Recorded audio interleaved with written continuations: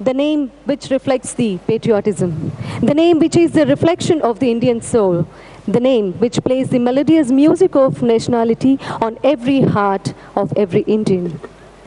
The name is none other than Modi, Shri Narendra Modi, the Prime Minister of our great nation, a great leader for a great country. May I now request Shri Narendra Modi ji to give away his valuable message on this historic occasion. ఆ దివ్య సందేశాన్ని పూజ్యులు పెద్దలు వెంకయ్య నాయుడు గారు తెలుగులో అనువదిస్తారు. प्रिय मैना सदोरा, प्रिय मैना सोदारा, सोदारी, मानुसारा, नमस्कारम. అందరికీ విజయాదశమి శుభాకాంక్షలు. ప్రియమైన సోదరీమణులారా, మీ అందరికీ పవిత్రమైన విజయదశమి శుభాకాంక్షలని ప్రధాని గారు తెలియజేస్తున్నారు. आंध्र प्रदेश के राज्यपाल श्रीमान नरसिम्हन जी, राज्य के मुख्यमंत्री श्रीमान चंद्रबाबू जी,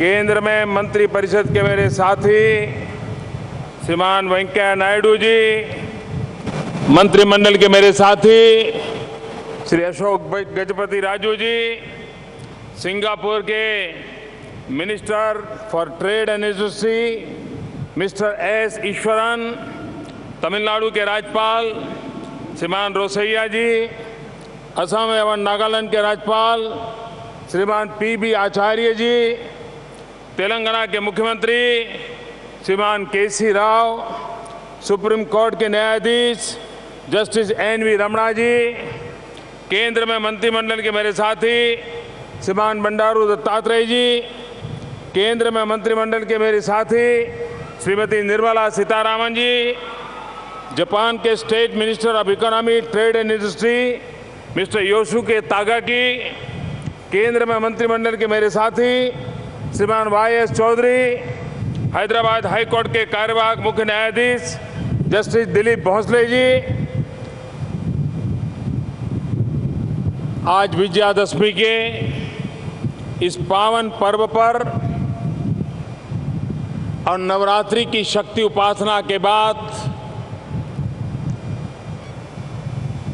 आंध्र प्रदेश एक महत्वपूर्ण कदम उठा रहा है. నవరాత్రి ఉపవాసాలు పూర్తి చేసుకొని విజయదశమిలో ప్రవేశించిన ఈ సందర్భంగా ఆంధ్రప్రదేశ్ ఒక నూతన అధ్యాయంలో ప్రవేశిస్తూ ఉంది. आज आंध्र प्रदेश की राजधानी, जो राजधानी सदियों से अपनी एक सांस्कृतिक विरासत लेकर के जी रही है, अपनी एक ऐतिहासिक विरासत को लेकर के जी रही है, उस संस्कृति के साथ जोड़ते हुए, उस ऐतिहासिक विरासत को साथ जोड़ते हुए अमरावती नए रंग रूप के साथ, नए आधुनिक साज सज्जा के साथ आंध्र के आशा अपेक्षा का केंद्र बिंदु बनने जा रही हैं और एक प्रकार से सच्चे अर्थ में पीपल्स कैपिटल बनने जा रही हैं. मैं यहाँ की सरकार को, यहाँ के नागरिकों को हृदय से बहुत बहुत बधाई देता हूँ, अभिनंदन करता हूँ. శతాబ్దాల యొక్క చరిత్ర కలిగి, వారసత్వం కలిగి, సంస్కృతిని కలిగి, వాటన్నింటినీ గుర్తు చేసే విధంగా ఇవాళ ఆంధ్రప్రదేశ్లో కొత్త రాజధాని అన్ని రకాల సాంకేతిక హంగులతో, చారిత్రాత్మక నేపథ్యంతో ప్రజా రాజధానిగా ఈ యొక్క అమరావతి ఏర్పడుతున్న సందర్భంగా నేను అందరికీ శుభాకాంక్షలు తెలియజేస్తూ ఉన్నాను. सरकार बनने के इतने कम समय में चंद्रबाबू ने जिस गति से इस काम को हाथ में लिया और इसको दुनिया में जो कुछ श्रेष्ठ है उसको समाहित करने का प्रयास किया, इसलिए मैं चंद्रबाबू जी को हृदय से बहुत बहुत अभिनंदन देता हूं। ప్రభుత్వం ఏర్పడిన కొద్ది రోజుల్లోనే ప్రపంచంలో ఎక్కడెక్కడ ఏ మంచి అలవాట్లు మంచి పద్ధతులు ఉదాహరణలు ఉన్నాయో వాటన్నిటిని సేకరించి ఆంధ్రప్రదేశ్ ముఖ్యమంత్రి శ్రీ చంద్రబాబు నాయుడు వాటన్నిటిని జోడించి ఈ కార్యక్రమాన్ని చేపట్టినందుకు నేను వారికి హృదయపూర్వకంగా అభినందనలు తెలియజేస్తున్నాను శ్రీ చంద్రబాబు నాయుడు గారికి। हमारा देश आज़ाद होने के बाद बहुत कम नए शहर बने हैं और उसके कारण भारत में नए शहर बनाना ये विषय उतनी मात्रा में लोगों में प्रचलित नहीं है कि आज के युग में जितनी मात्रा में होना चाहिए था। స్వాతంత్ర అనంతరం మన దేశంలో దురదృష్టవశాత్తు కొత్త నగరాల యొక్క సుందర నగరాల యొక్క నిర్మాణం అనుకున్నట్టుగా జరగలేదు, కానీ ఇవాళ ఆ అవసరం ఎంతో కూడా ఉంది। दुर्भाग्य से पिछले कुछ दशकों में हमारे देश में एक ऐसी सोच बनी कि अर्बनाइजेशन एक समस्या है और उसी के चलते हमने इस ग्रोथ सेंटर की तरफ अनदेखी की है। మన దేశంలో ఈ పట్టణీకరణ వైపు తగినంత మనం శ్రద్ధ తీసుకోలేదు, అందుకని ఇవాళ ఈ అస్తవ్యస్త పరిస్థితి ఏర్పడింది।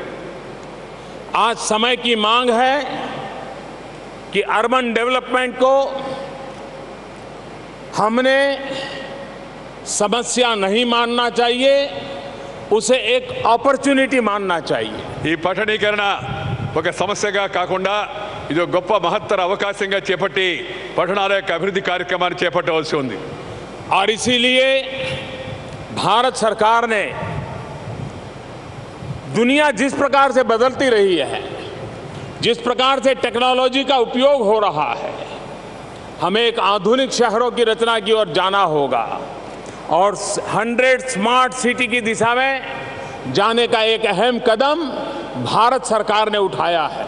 ప్రపంచంలో ఏ విధంగా అయితే సాంకేతిక పరిజ్ఞానాన్ని ఉపయోగించి సుందర నగరాల వైపు దృష్టి సారిస్తున్నారో అదేవిధంగా భారతదేశంలో కూడా ఈ శాస్త్రీయ సాంకేతిక పరిజ్ఞానాన్ని ఉపయోగించి అత్యంత ఆధునికమైన యొక్క సుందరమైన యొక్క ఆకర్షణీయ నగరాలను 100 నగరాలను ఏర్పాటు చేయాలని భారత ప్రభుత్వం కూడా నిర్ణయించింది। और ये शहर इकोनॉमिक एक्टिविटी के भी सेंटर हो, आर्थिक ग्रोथ के भी वो इंजन बने, इस प्रकार के शहरों की एक रचना नए सिरे किसी करने की दिशा में हमारा प्रयास है। ఈ కొత్త నగరాల్లో ఒకవైపు సంపదను సృష్టించడము, మరొక వైపు ఆధునీకరించడము, ప్రజల యొక్క జీవనంలో మెరుగుదల తీసుకురావడం ఇది నా యొక్క ఉద్దేశం। और तब जाकर के ये नया आधुनिक शहर जिसमें आधुनिक से आधुनिक टेक्नोलॉजी का उपयोग हो, आधुनिक से आधुनिक ट्रांसपोर्टेशन हो, वॉक टू वर्क की योजना हो, ग्रीन हो, नो वेस्टेज वाला सिटी बने। వ్యర్థాలు ఉండకుండా మనం నడిచిపోయి పని చేసుకునేదానికి అవకాశం కలిగించే విధంగా వాహనాలు అవసరం లేకుండా అదేవిధంగా ఆధునిక హంగులు కూడా కలిసి అన్ని విధాల ప్రజలకు అందుబాటులో ఉండే నగరాలను మనం ఏర్పాటు చేసుకోవాల్సి ఉంది। వ్యర్థ పదార్థాలు ఎక్కువగా రాకుండా పరిశుభ్రతగా ఉండే నగరాలను మనం ఏర్పాటు చేసుకోవాల్సి ఉంది। मैं आशा करता हूं कि देश के अंदर अर्बन डेवलपमेंट की दिशा में जो नए कदम उठाए हैं उसमें अमरावती, आंध्र प्रदेश एक सीमा चिन्ह के रूप में मार्गदर्शक काम करेगा, ऐसा मुझे विश्वास है।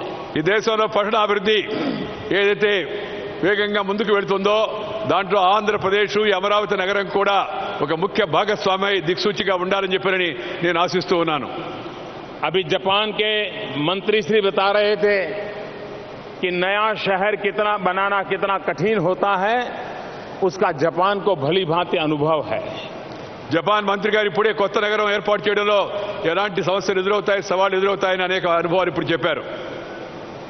मेरे जीवन में भी ऐसा अवसर आया जब 2001 में गुजरात में भयंकर भूकंप आया, उसके बाद मुझे गुजरात के मुख्यमंत्री का दायित्व आया। पूरा कच्छ जिला हमारा और अन्य जिलों के महत्वपूर्ण शहर एक प्रकार से ध्वस्त हो चुके थे। हमारे सामने बड़ी चुनौती थी उन सभी गांवों को, शहरों को खड़ा करना। నా జీవితంలో కూడా అలాంటి సవాలు అనుభవం ఎదురైంది. 2001లో భయంకరమైన భూకంపం కచ్లో గుజరాత్లో వచ్చినప్పుడు ఆ తర్వాత ముఖ్యమంత్రిగా బాధ్యత చేపట్టే బాధ్యత నాపై వచ్చింది. దాన్ని మొత్తం అంతా విధ్వంసం ఆ ప్రాంతాన్ని అంతా తిరిగి పునర్నిర్మాణం చేయడం అవుతుందో అది ఒక పెద్ద సవాలుగా స్వీకరించడం జరిగింది. लेकिन जब पॉलिटिकल व्हील हो, जनता जनार्दन का समर्थन हो, स्पष्ट दृष्टि हो तो सिद्धियां प्राप्त होकर रहती हैं और आज वो जिला हिंदुस्तान के फास्टेस्ट गति से आगे बढ़ने वाले जिलों में अपनी जगह बना रहा है. ఒక రాజకీయ దృఢ సంకల్పం ఉంటే, సత్సంకల్పం ఉంటే, ప్రజల యొక్క మద్దతు ఉంటే దేన్నైనా నెరవేర్చడానికి సజీవ ఉదాహరణ కచ్ జిల్లా. ఇవాళ దేశంలో రాష్ట్రంలో అభివృద్ధి చెందిన జిల్లాల్లో ప్రముఖంగా పేర్కొనే విధంగా ఆ కచ్ జిల్లా తిరిగి పునర్నిర్మాణం చేయడం జరిగిందని సందర్భంగా మీ అందరికీ మనవి చేస్తున్నాను. जब ये अमरावती का मुझे निमंत्रण मिला, मैंने बाबू को कहा था मैं जरूर आऊंगा, लेकिन जब मैंने अखबार में पढ़ा कि Chandrababu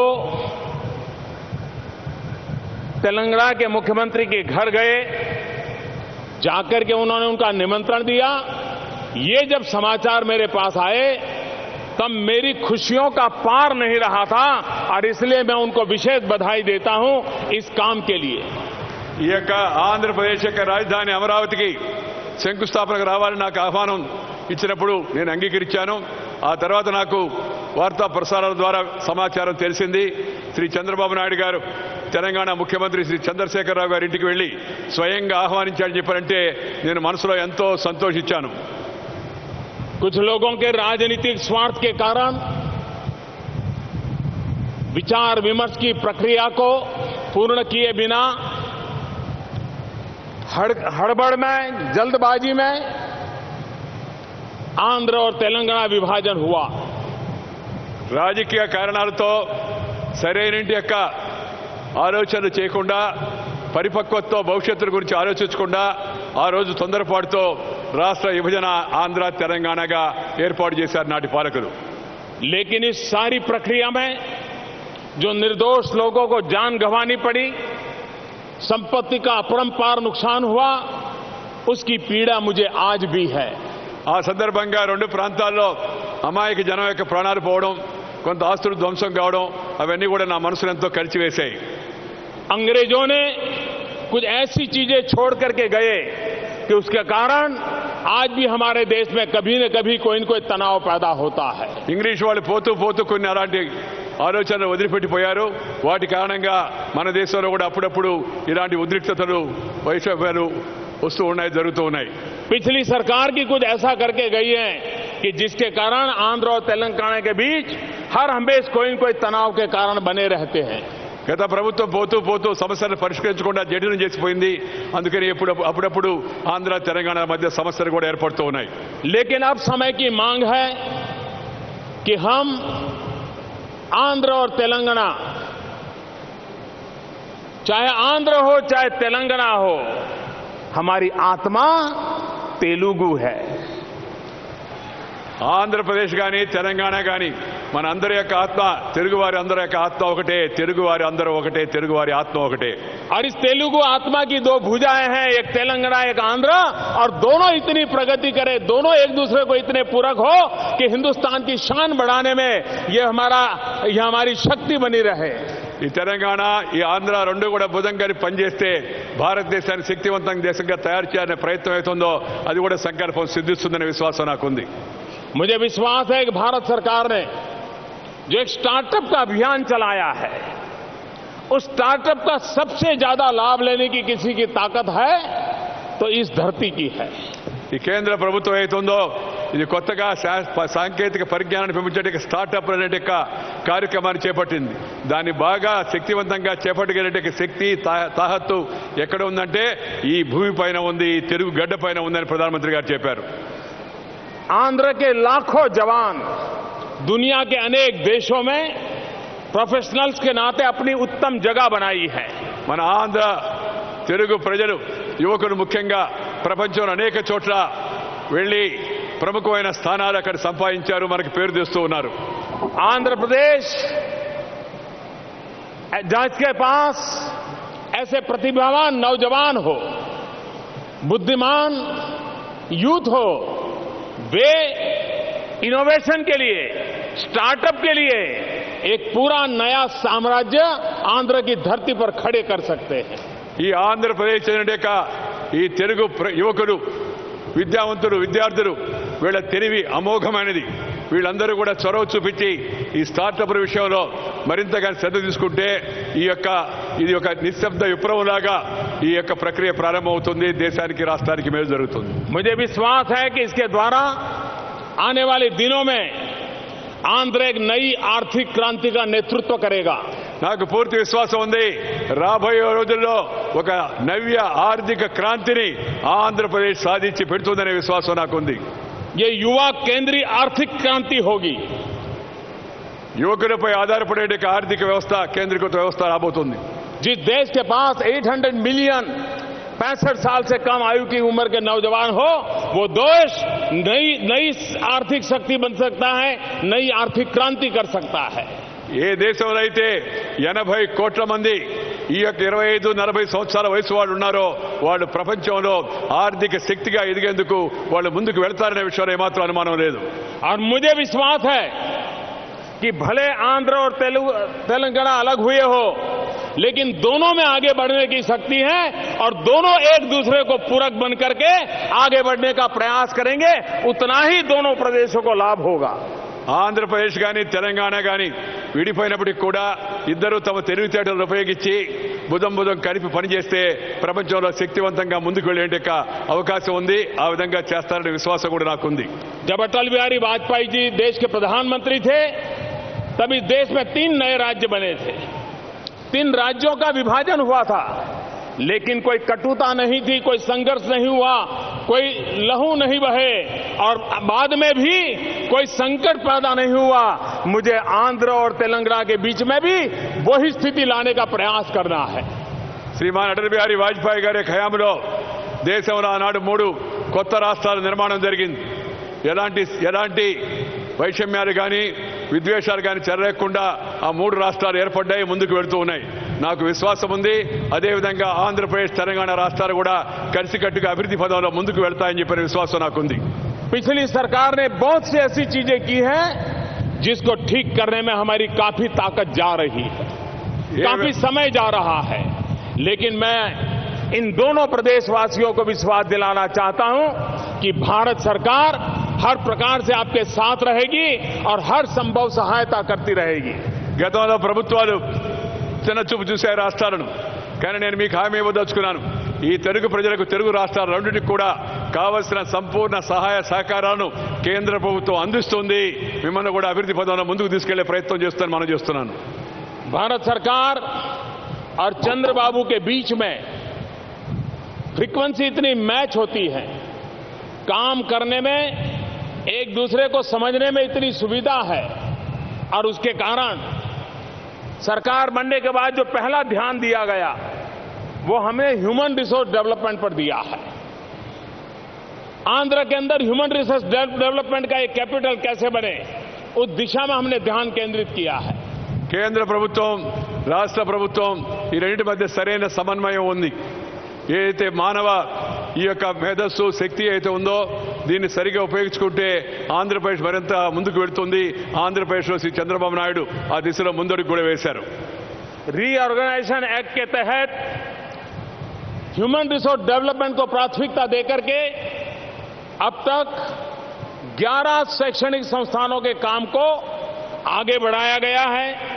Indian institute of technology IIT, Indian institute of information technology, Indian institute of management, all India institute of medical science, NIT, Indian institute of science education and research, central university, petroleum university, ये सारी इकाइयां इतने कम समय में खड़ी करने की दिशा में अहम कदम उठा लिए गए हैं.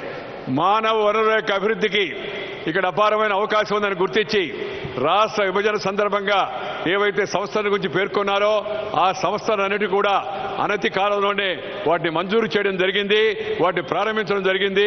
అది ఇండియన్ ఇన్స్టిట్యూట్ టెక్నాలజీ కావచ్చు, అలాగే IIIT కావచ్చు, IESR కావచ్చు, లేకపోతే ఇండియన్ ఇన్స్టిట్యూట్ ఆఫ్ మేనేజ్మెంట్ కావచ్చు, లేకపోతే ఆల్ ఇండియా మెడికల్ ఇన్స్టిట్యూట్ కావచ్చు, లేకపోతే పెట్రోలియం యూనివర్సిటీ కావచ్చు, లేకపోతే ఇతరత్ర పరిశోధనా సంస్థలు కావచ్చు, ఏవైతే పేర్కొన్నామో వాటన్నిటిని కూడా మంజూరు చేయడము, శీఘ్రగతిన వాటిని ప్రారంభించడం చేయడము, దానివల్ల ప్రజలకు యువకులకు అవకాశం లభించే విధంగా చూడడం కూడా జరిగింది.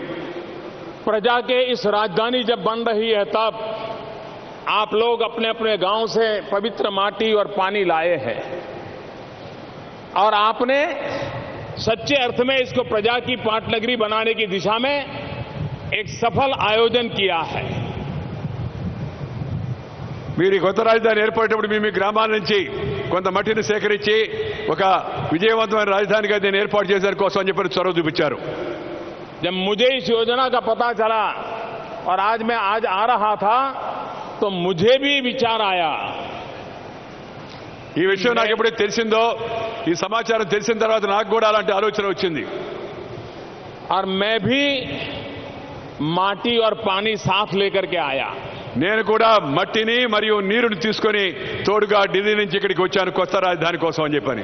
मैं माटी लाया हूं, भारत के लोकतंत्र का मंदिर संसद के परिसर में से माटी लाया हूं और पानी यमुना जी नदी में से लाया हूं.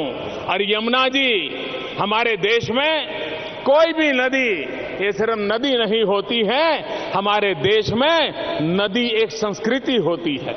మన యొక్క పార్లమెంటు ప్రజా మందిరం ఏతుందో ఆ భారత పార్లమెంట్ యొక్క ప్రాంగణంలో మట్టిని సేకరించి దాన్ని అమరావతి రాజధాని కోసం తీసుకొచ్చాను. దానితో పాటు మనం ఎంతో పవిత్రమైన సంస్కృతికి కేంద్ర బిందువైన యమునా నది నుంచి కూడా ఢిల్లీ నీరుని తీసుకొచ్చాను. మట్టి నీరు రెండు కూడా ఈ రాజధాని కోసం నాతో పాటు తీసుకురావడం జరిగింది. और जब मैंने चंद्रबाबू को दिया तो उनको आश्चर्य हुआ और वो मुझे कह रहे हैं कि बड़ा इमोशनल टच है मेरे मन को. చంద్రబాబు నాయుడుకి ఎప్పుడైతే నేను వీటిని అందించానో ఆయన అన్నాడు, నాకు మనసులో ఎంతో ఉద్వేగం కలుగుతూ ఉంది. మీరు ఢిల్లీ నుంచి పార్లమెంట్ నుంచి మట్టిని తీసుకురావడం, యమునా నది నుంచి నీరు తీసుకురావడం నాకెంతో ఉద్వేగాన్ని ఆనందభరితుని చేసిందని చెప్పి చంద్రబాబు నాయుడు గారు చెప్పారు. लेकिन मैं आंध्रवासियों को कहना चाहता हूं, ये सिर्फ संसद परिसर की मिट्टी या यमुना जी नदी का जल इतना ही नहीं है, ये तो एक प्रकार से देश की राजधानी अब अमरावती पहुंच गई है, इसका संदेश है. కేవలం ఆ ఢిల్లీలో పార్లమెంటు ప్రాంగణంలో మట్టి లేదా యమునా నది నీరు కాదు ఇక్కడికి వచ్చింది. ఈ దేశం యొక్క రాజధాని మీ రాష్ట్ర రాజధానిలో కలవడం కోసం నేరుగా ఇక్కడికి వచ్చిందని చెప్పి సందర్భంగా మనం చేస్తున్నాను.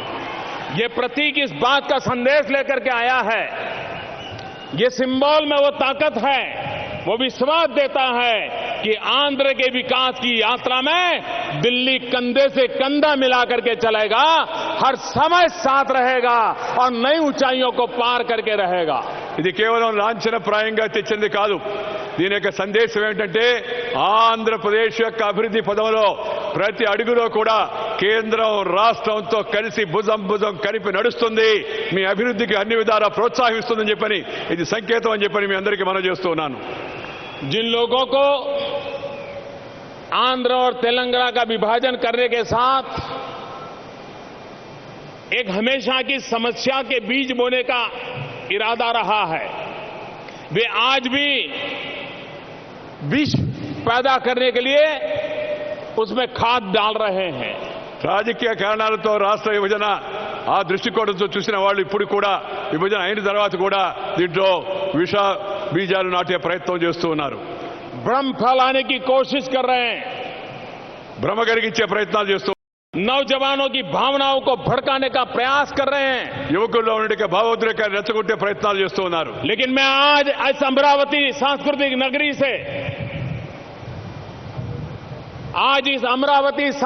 नगरी से मैं आंध्रवासियों को विश्वास दिलाना चाहता हूं कि रीऑर्गेनाइजेशन एक्ट के अंदर जो भी बातें कही गई हैं उसको लेटर एंड स्पिरिट के साथ भारत सरकार साथ रहेगी, लागू करेगी, ये मैं विश्वास दिलाने आया हूं.